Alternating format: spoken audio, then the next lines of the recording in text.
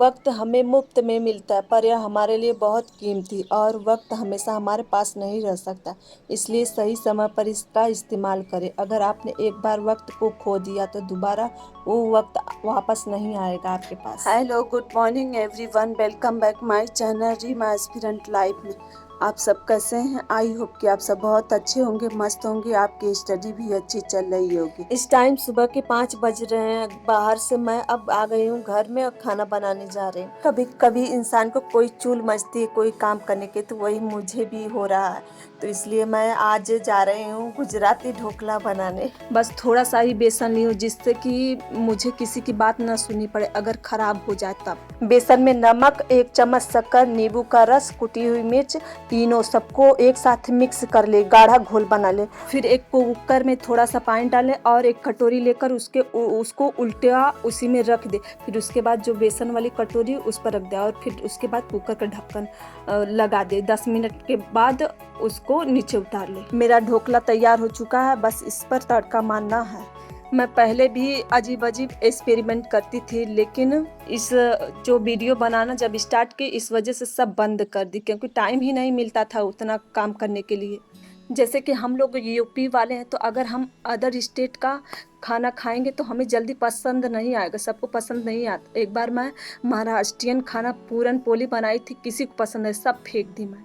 इनो डालने से स्पंजी हो जाता है ढोकला। अब तड़का मारने जा रही हूँ इसमें। सबसे पहले एक कड़छी ले ले, उसमें जो दाल भूजने वाली उसमें राई थोड़ा डाले, फिर उसके बाद छिली हुई मिर्च डाले कटी हुई, फिर उसको थोड़ा पका ले। अगर कड़ी पत्ता तो कड़ी पत्ता डाल ले। फिर उसमें थोड़ा सा पानी डालने के बाद थोड़ा शक्कर डाले, 1-2 चम्मच, जैसे मतलब है ढोकला उसी के हिसाब से। फिर उसके बाद उसमें नींबू का रस डाले, नींबू का रस रहना चाहिए बराबर। फिर उसके बाद ढोकले के ऊपर पूरा डाल दे। अब मेरा ढोकला रेडी हो गया। अब मैं जा रही हूँ इसको फ्रिज में, जब ठंडा हो जाए तब खाऊंगी। अब तक मेरा सारा खाना बन गया होता है, इस ढोकले के चक्कर में और खाना मुझे बनाना। मेरा खाना तो दाल, एक तरफ मसूर की दाल बनाई वो तो हो गया, चावल भी हो गया। अब जा रही हूँ रोटी बनाने। लाइफ में पहली बार ऐसा कोई चीज़ बनाई है जो मेरी माँ को पसंद आए। जल्दी ऐसी कोई चीज़ उसको पसंद नहीं आती। हम 3 भाई बहन, एक मेरा भाई और 2 बहनें। तीनों लोगों की पैदाइश वहाँ मुंबई में हुई। मैं कुछ दिन वहीं मुंबई में 1st 2nd क्लास पढ़ी। उसके बाद जब जानने समझने लायक हुई तो घर चली आई। घर बहुत गंदा हो गया, तो इसलिए सोची कि आज थोड़ा काम कर लूँगी और थोड़ा कल कर लूँगी। आज सारे जो हैं ऊपर जाला वाला लग गया, मकड़ी जाला लगा दी, उसको झाड़ूंगी। फिर उसके बाद एक किचन में साफ की हूँ। फिर उसके बाद घर धोने का काम मैं कल के लिए छोड़ूंगी, क्योंकि एक ही दिन में करूँगी तो थक जाऊँगी। और पढ़ने के लिए भी 6-7 घंटे की टाइमिंग निकालनी होती है, तो 1-2 कामों को कुछ दिनों के लिए इग्नोर कर देती हूँ, क्योंकि रोज रोज करना मतलब कि बहुत काम करना, ऊपर से टाइमिंग भी निकालना, टाइमिंग भी उतनी नहीं मिल पाती। किचन में काम करने के बाद जो ऊपर मकड़ी का जाला लगा था उसको साफ करने के बाद अब झाड़ू लगा रहे हैं पूरे घर में। झाड़ू लगाने के बाद जाऊंगी नहाने, फिर उसके बाद अपनी स्टडी स्टार्ट करूंगी आज की। Hello, good morning everyone, welcome back my channel Reema aspirant life में। तो आज मेरा सेकंड डेज है, समझ लीजिए कि 15 दिनों के बाद सेकंड डेज है।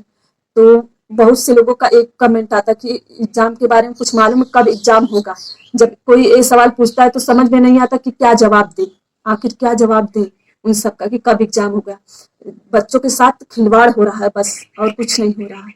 पहले तो अगर जब एक भर्ती को कराने में कम से कम 6-7 साल लग रहे हैं, 6 से 7 साल लग जा रहे हैं, तो उसी हिसाब से सोचिए अगर इस मतलब टीजीटी पीजीटी या कोई अदर एग्जाम के लिए 22 साल, मतलब अगर 22 साल से कोई तैयारी कर रहा है, स्टार्ट कर दे, तो जब 6-7 साल एक भर्ती कराने में लग रहा है, तो उसी हिसाब से समझ लीजिए वो इंसान बस 2 ही 3 अटेम्प्ट दे सकता है। फिर उसके बाद एज लिमिट खत्म हो जाएगी तो क्या करेगा।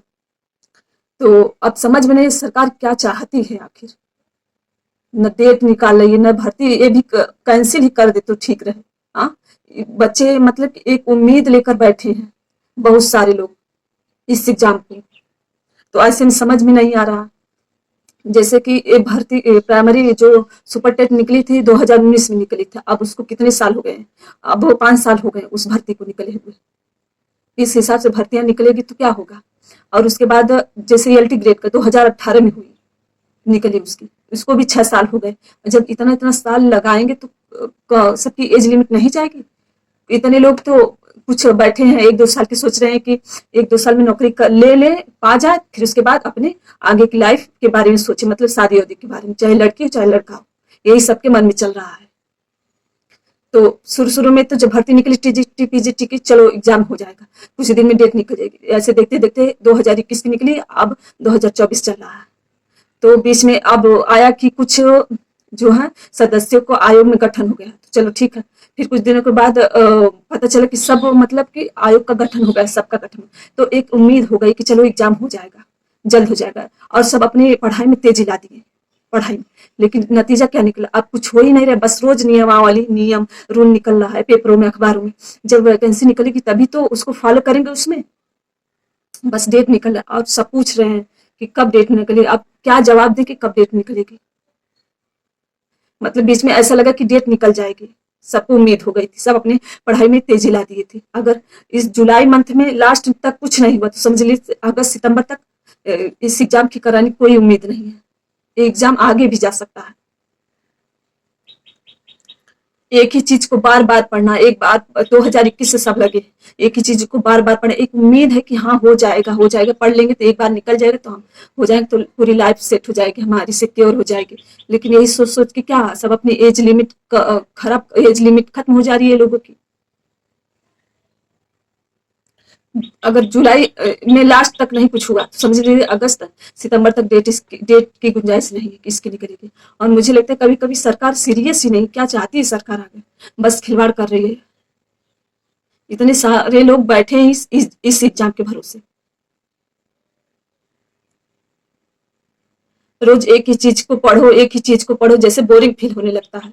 लेकिन क्या करने, एक उम्मीद है ना, तो इस वजह से पढ़ना पड़ता है कि अगर छूट जाएगा, अगर पढ़ना छोड़ेंगे तो क्या पता एग्जाम आ जाए, डेट निकल जाए, तो फिर हम पीछे रह जाएंगे, नहीं निकले। जब तक इतने दिन से इसकी उम्मीद कर रहे थे कि हाँ हो सकता है कि इसमें अच्छा कर जाएंगे तो हमारा हो जाएगा, तो इस हिसाब से सब लगे पड़े हैं। उम्मीद है, जो उम्मीद बनी है, देखते हैं सरकार उसको पूरी करती है कि तोड़ देती है। चलिए तब स्टार्ट करते हैं अपनी स्टडी। अब समझ में नहीं आ रहा क्या करें, फिर भी उम्मीद है तो पढ़ना तो पड़ेगा। अब ऐसे तो नहीं हार मान लेंगे, देखते हैं जो होगा आगे देखते हैं। फिर उसके बाद अगर नहीं होगा तो फिर देखते हैं चॉइस क्या है, फिर अपना इंसान कहीं ना कहीं कुछ तो करेगा ही। चलिए तब स्टार्ट करते हैं अपनी आज की स्टडी। ये मेरा आज का टारगेट है, इसमें एक्सटेंशन एजुकेशन में योजनाएं पढ़ूंगी, ह्यूमन फिजियोलॉजी, नर्वस सिस्टम। सबसे बोरिंग इसमें मेरा फिजियोलॉजी में यही चैप्टर लगता है, नर्वस सिस्टम। टेक्सटाइल रेशो का परीक्षण है। फिर हेल्थ साइंस 9th क्लास की बुक्स से पढ़ूंगी मैं, और होम मैनेजमेंट, फर्नीचर, यही मेरा आज का टू डू लिस्ट है। चलिए तब स्टार्ट करते हैं आज का फर्स्ट स्लॉट। मैं सबसे पहले योजनाओं से चैप्टर स्टार्ट करने जा रही हूँ। आयुष्मान भारत योजना, इसमें ये हो गया घर घर फाइबर योजना। इन सब के बारे में पूरा डिटेल पढ़ना होता है कि ये योजनाएं कब चलाई गई हैं और कौन इससे रिलेटेड है, और उस टाइम प्रधानमंत्री कौन था, राष्ट्रपति कौन था, ऐसे क्वेश्चन इसमें। तो यह हथकरघा योजना, फिर इसके बाद NHDP, मित्रा, 16 चरखा मिशन, सुरक्षित मातृत्व आश्वासन योजना, सुमन, इसको पूरा सुमन बोलते हैं, मिशन इंद्रधनुष। तो इन सब के बारे में आपको पढ़ना पड़ेगा, डिटेल्स, कुछ चीजें डिटेल पढ़नी पड़ेगी आपको, डेट याद करना पड़ेगा, और इसका क्या उद्देश्य है, और राष्ट्रपति उस टाइम कौन थे, प्रधानमंत्री कौन थे, यही सब क्वेश्चन इसमें। और यहाँ थोड़ा यहाँ मैं लिखी योजनाएं मैं यहाँ लिखी, और योजनाओं के बारे में लिखना बाकी है। योजनाएं कम पड़ेंगी और भी, जो अब चली हैं 2-3 सालों में। देखिए चलिए तब स्टार्ट करते हैं। डेट याद करना थोड़ा सा कंफ्यूजिंग हो जाता है, इस वजह से डेट जल्दी याद नहीं होती।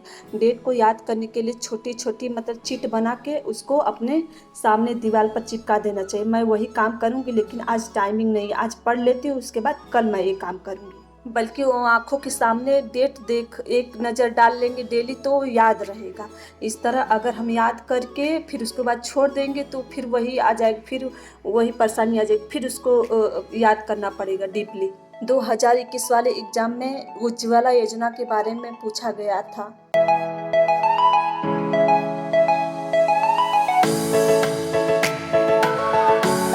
मेरा फर्स्ट स्लॉट कंप्लीट करने के बाद मैं 10 मिनट का रेस्ट ली और कोल्ड ड्रिंक रखा था फ्रिज में, वही लेकर आई, पी रही हूँ। अब इसके बाद मैं अपना सेकंड स्लॉट स्टार्ट करूँ। सेकंड स्लॉट में मेरा टेक्सटाइल रहेगा। इसमें मेरा चैप्टर रेशो का परीक्षण है। ये सारे परीक्षण जो मैं बुक पढ़ती हूँ उसमें मिल जाते हैं, लेकिन जो मैं यहाँ राइट की हूँ सबको एक ही जगह राइट की हूँ। ये मैं ऑनलाइन क्लास में राइट की हूँ, तो इस वजह से सब एक ही जगह है।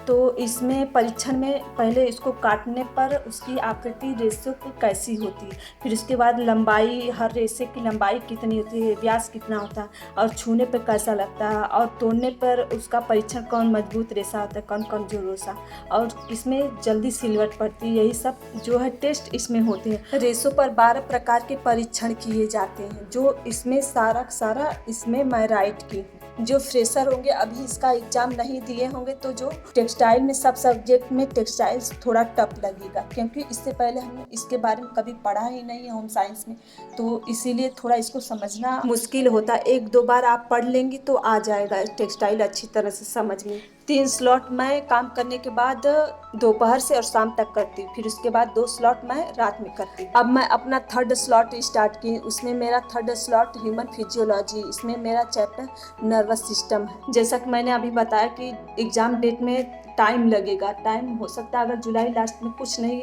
हुआ तो हो सकता है आगे जाए एग्ज़ाम डेट नहीं निकलेगी, तो इसका ये मतलब कि आप पढ़ना ही छोड़ दें। आपको अपनी पढ़ाई कंटिन्यू करते रहना है, आगे जाके कुछ भी हो सकता है, इसलिए अपनी पढ़ाई करते रहिए और इसका छोड़ने का मन में जरा भी विचार मत लाइएगा कि हमें आज छोड़ देनी चाहिए कुछ दिनों के लिए स्टडी अपनी। मैं हर स्लॉट को 1 से 1.5 घंटे देती हूँ। अब शाम के 5 बज गए, अब मैं आ गई हूँ बाहर आके देखी थी पूरा चारों तरफ बादल घिरे हुए थे। यही 2-3 दिनों से यही लगातार हो रही, शाम को बारिश हो रही। अब मैं जा रही हूँ अपना नेक्स्ट स्लॉट स्टार्ट करने। इसमें हेल्थ साइंस है नेक्स्ट स्लॉट, और ये जो 9th क्लास की बुक होम साइंस की है, इसमें जितना भी हेल्थ साइंस से रिलेटेड क्वेश्चन है ऑनलाइन क्लास में मैम लिखवाई, सब इसी बुक में दिया गया है। जैसे लगता है इसी बुक से लिया गया है। उसमें जितने भी पट्टियों से रिलेटेड क्वेश्चन बनता है इसमें दिया गया। औषधियाँ दी गई हैं, जितने भी प्रकार की नशीली चीज़ें, विष होते हैं, सबके बारे में इस चैप्टर में दिया गया है, जो राइट किया गया है ऑनलाइन क्लास में। जो एक्स्ट्रा चीज़ें मिल रही हैं उसको अंडरलाइन करती जा रही हैं। रात का स्लॉट मैं 8 बजे से स्टार्ट करती हूँ। अब मैं अपना लास्ट स्लॉट स्टार्ट करने जा रही हूँ। इसमें मेरा होम मैनेजमेंट है। होम मैनेजमेंट में मेरा चैप्टर फर्नीचर है। फर्नीचर से एक क्वेश्चन पूछा गया था एग्जाम में। हम लोगों के यहाँ लाइट इतनी ख़राब दे रही है, सुबह 9 बजे से कट रही है, शाम को आ रही है, तो वो भी कट गई आज रात में ही। इस चैप्टर में फर्नीचरों के इतिहास के बारे में लिखा है कि पहली बार फर्नीचर कब इस्तेमाल किया गया। इसमें कुछ विदेशी शैलियाँ हैं फर्नीचर की, जैसे रेसेंस शैली, बारोक शैली, रोकोको शैली, नियो क्लासिक शैली। इसमें इसको कब बनाया गया और इसका डेट पूछा जाता है, और इसका साइज किस प्रकार के साइज की होती है।